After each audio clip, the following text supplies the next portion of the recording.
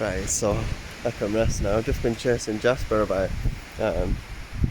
He's just fascinated about the trees. They're blowing. There's a big wind. You can see a lot of the sway in it. So what we've been doing? Yeah, so I've been observing the surrounding areas, and it's a thick grassland that we're gonna cut up there. It's purple more grass and set on fire last year, and then heathland. And I think this would have been heathland before the plantation was planted. So I've been looking at the fauna and trying to figure out what will speed things up and things like this. And I've come to the conclusion that moss is the healer. It's a healer in certain ways, because like if deers have a cut, they'll go and sit on sphagnum moss because it contains iodine and it purifies water, so you can squeeze it and drink out of it, and it won't have any nasties in and stuff like that without boiling it. So let's explain this. So I keep on, like in previous videos, I kept on going back to this because loads of different things started popping out of it. A little tree sapling and all sorts of different species throughout the year. So it was a good gauge of what'll work up here, because all I did, this is the first, like, it's the back of the airframe shelter, and it was closed cannabis, so I thought it was going to be a fungal wall, because in the shade at first, but then the canopy opened and turns out it's a little moss generator now. So moss. So I've been, I haven't really spent much time looking into moss before, so I've been studying it,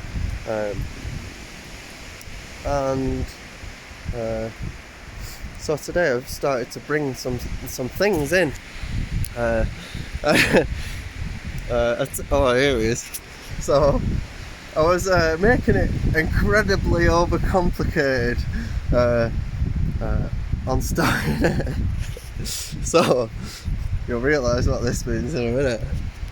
I was staring at this circle and I was thinking, yeah, so I'll start it off in the middle, because it's supposed to be a food forest. Like, I'll have to layer it up like a food forest, and I'll use it as like an educational tool, and so it has to have a special number and tick tick tick tick tock. And then Jasper, it just started digging. So I was like, alright, okay then, we'll do it that way. So I just got my feet and then started going like this.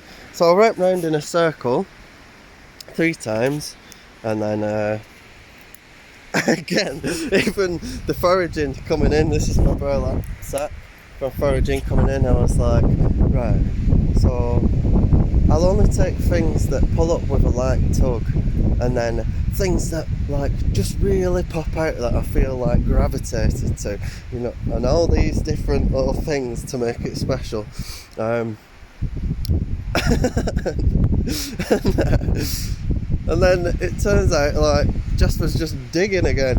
So like I was like, oh, the placement should be like this, and I was like, no, I've just been like, right, I'm just gonna follow Jasper. So I've been so that's the plan. The seedlings that pop up from here, just gonna put them in Jasper holes. And then again, I saw Jasper run off. So I went and found him, and the central piece has to be like important. So I was overthinking again, and then, so I finally found him, and when I whistled him back, I seen this heather, and so I wanted to try and use the heathland biome, and they led me to this, and I thought, oh, it looks like a crown, these are. So I popped it on my head, and because it ended up being a crown, it's like, oh, that's a perfect centerpiece. So I'll explain a little bit about this. These are to represent the 13 moon cycles in the year. And then throughout the year we did these events called the tree lore circles, and each moon cycle has a tree connected to, and me and Fiona and whoever turned up, we did a little ceremony to honour that, and share, learn about the wisdoms and what you can use it for, and made like a seasonal wild tea and stuff. So this was the last one of the year, so it was making this one with Ryan, so it's really fitting. Yeah, so I won't do a camp tour because what we're on like 5 minutes and 50 at the moment. I'll just talk about another mossy thing that has appeared. The thinking tree. This is the only surviving native tree in the whole of the spruce plantation. And all of this, because this spruce, you get Norway spruce, which is Scandinavia, from the mountains where it's all like windy and exposed and harsh conditions, so it's a hardy tree. And then Sitka spruce, which is from Alaska, Sitka in Alaska, and that's like minus 30, blizzards, mad pests, because like anyway, so it's another hardy one.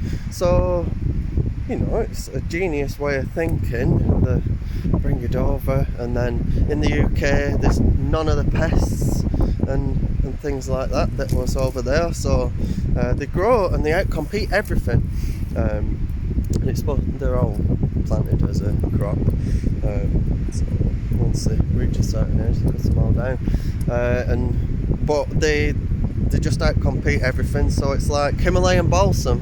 It's like people bang on about invasive species and stuff like this, but if you abandon a plantation, it's not a native species, and it's that invasive. Like invasive species, they're greedy and they don't share.